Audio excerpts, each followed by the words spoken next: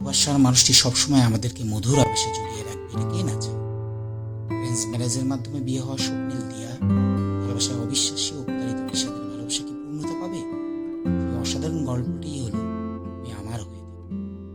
গল্পের শুরুতেই আমরা দেখি সদ্য বিবাহিত দিয়া বাসর রাতের শেষে তার বিছানা থেকে ঘুম থেকে ওঠে। দিয়া তারপর তার স্বামী যেখানে পাশের সোফায় রাত কাটিয়েছে তার কাছে গিয়ে তার গায়ে একটা চাদর দিয়ে দেয়। শুরুতেই এমন একটা দৃশ্য আপনাকে স্বামী স্ত্রী সম্পর্ক নিয়ে বিরূপ ধারণা দিলেও গল্পটা পুরোপুরি হৃদয়গ্রহী ভালোবাসায় এই হোক। পরের দৃশ্যে আমরা দিয়ার শাশুড়িকে নাস্তা রেডি করতে দেখি। সেখানে দিয়ার ননদ রিক্তা এসে তার মাকে বলে, আজকে ভাইয়ার অফিস বন্ধ, নাস্তা আর একটু পরে বানালে হতো না? তার মা বলে, ঘরে নতুন বউ এসেছে, সেটা খেয়াল আছে? সেখানে দিয়া আসে, মা আপনি একদম চিন্তা করবেন না। বিয়ের প্রথম দিনেই দিয়াকে রান্নাঘরে দেখে তার শাশুড়ি বলে, তুমি কেন এত তাড়াতাড়ি ঘুম থেকে উঠেছ? যাও গিয়ে রেস্ট করো, মেয়ের রিক্তা আছে, নাস্তা রেডি হলে আমি তোমাকে ডেকে দেবো। শুনে দিয়া বলে, না মা, আজ আমি রান্না করবো, তার বাসায় আমি ভোরেই উঠব, মাকে সাহায্য করব। কিন্তু আমার দুইটা মা, আমি আপনাকেও সাহায্য করব, যান মেয়ের রিক্তা রান্না করে আপনাকে ডাক দেবো। দিয়ার শাশুড়ি এতে অনেক খুশি হয়ে বলে, তো আল্লাহর কাছে একটা সুন্দর বউ চেয়েছিলাম, তো আল্লাহ তাআলা তো আমাকে একটা মেয়ে পাঠিয়েছে। দিয়া মিলে সকলের নাস্তা রেডি করে। পরবর্তী দৃশ্যে দেখা যায় দিয়া রিশাদের জন্য চা নিয়ে আসে রুমে। সেটা ঘুম ভাঙানোর চেষ্টা করে। সদ্য বিবাহিত এক মেয়ে আর একদম অপরিচিত স্বামীকে কিভাবে ঘুম ভাঙাবে সেটা নিয়ে তার দ্বিধাদ্বন্দ্ব আমাদের কাছে বেশ উপভোগ্য করে তুলে এই দৃশ্যের মাধ্যমে। কিভাবে ডাকলে, কি বলে সম্বোধন করবে, এসব নিয়ে দিয়ার মনোজগতের ভাবনাগুলো বেশ পরবর্তী রিশাদকে ঘুম থেকে উঠালে সে দিয়াকে দেখে কিছুটা চমকে গিয়ে বলে, কে আপনি? নিজের সদ্য বিবাহিত বউকে দেখে কিছুটা ভড়কে গিয়েছিল রিশাদ। পরে অবশ্যই সাথে সাথে দুঃখ প্রকাশ করে দিয়ার কাছে। দিয়া তারপর বলে, আচ্ছা। রিশাদ বলে, আমি তো খালি চা খাই না। দিয়া তখন বিস্কিট এনে দেয়। দৃশ্য নাস্তা করে।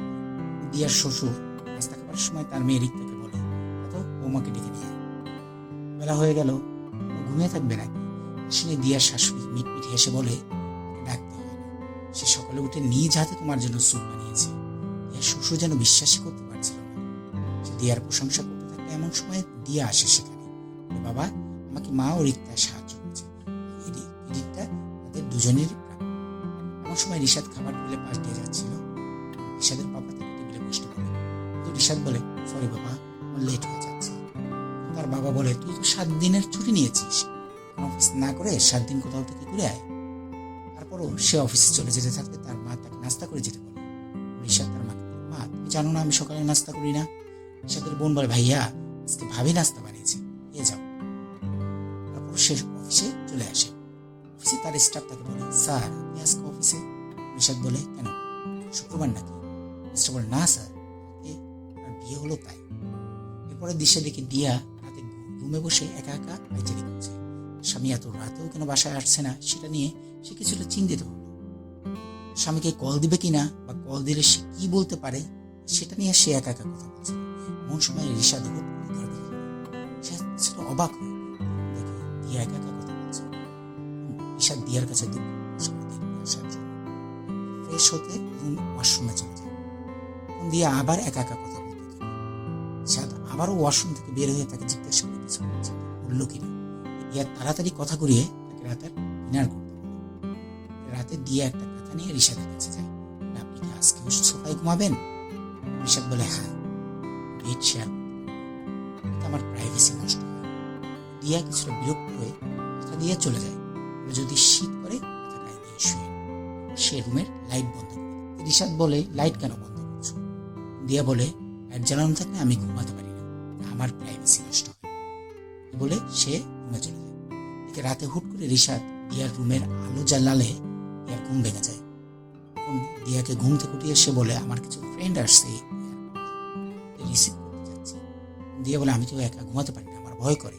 রিশাদ বলে, আরে বলে কিছু নাই বলে সে চলে যায়। রিশাদ তার বোনকে কল দিয়ে দিয়ার কাছে পাঠায়।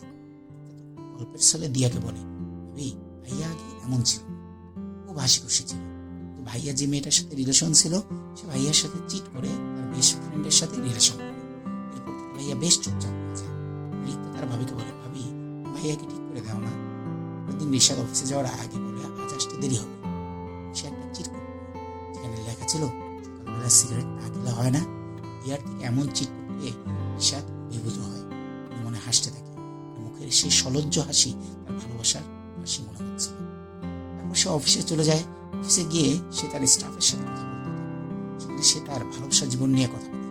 বোঝা যায় সে তার স্ত্রীকে ভালোবাসতে শুরু করেছে। আমরা দেখি তার অফিসে তার বাবা আসে, ব্যাংককে টিকিট দিয়ে বলে বৌমাকে নিয়ে ঘুরে আয়।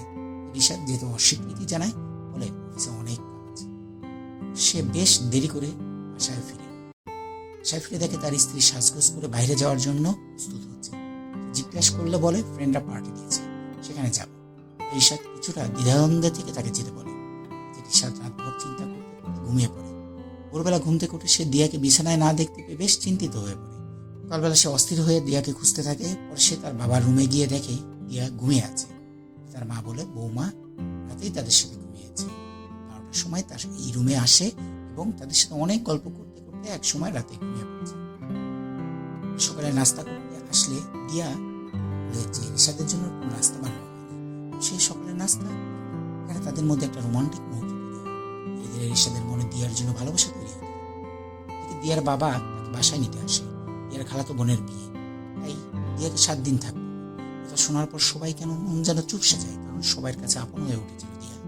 দিয়া রাতে রিশাদকে জানালে বউয়ের প্রেমে হাবুডুবু খেতে থাকে। রিশাদ অস্থির হয়ে পড়ে, বলে 7 দিন। দিয়া বলে 7 দিনই তো। রিশাদ বলে 7 দিন আমার কাছে 7 জন্মের মতো।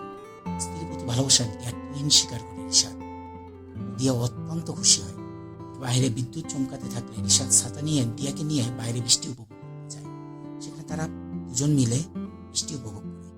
সবশেষে দিয়া আর রিশাদ একে অপরকে জড়িয়ে ধরার মাধ্যমে তাদের ভালোবাসার বহিঃপ্রকাশের মাধ্যমে নাটকের পরিসমাপ্তি।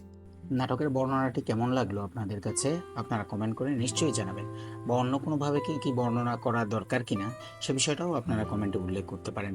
ধন্যবাদ সকলকে।